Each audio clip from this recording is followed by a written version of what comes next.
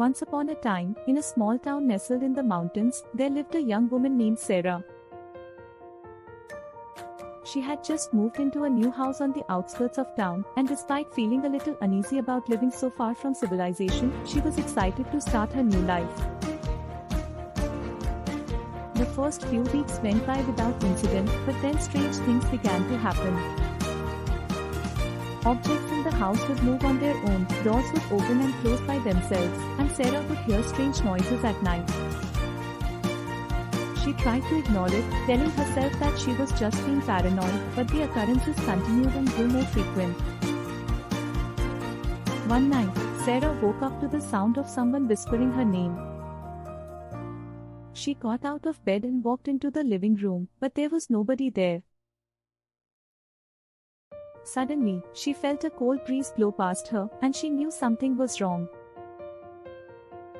She ran to the front door and tried to open it, but it wouldn't budge. Panic set in as Sara realized she was trapped in the house. She ran to the phone to call for help, but the line was dead. She tried to calm herself down, telling herself that it was just her imagination, but then she heard footsteps coming from upstairs. Sara knew she had to do something, so she grabbed a kitchen knife and headed towards the stairs. As she climbed up, the footsteps grew louder and more distinct. When she reached the top, she saw a figure standing at the end of the hallway. It was a woman with long black hair and a pale face. She was wearing a white dress, and her eyes were completely black. Sara froze in terror, unable to move or speak.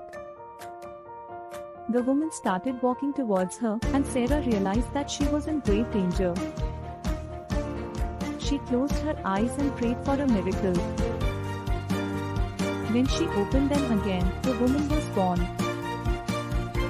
Sara never experienced anything like that again, but the memory of that terrifying night haunted her for years to come. She never forgot the feeling of being completely helpless and alone, trapped in a house with a ghostly presence.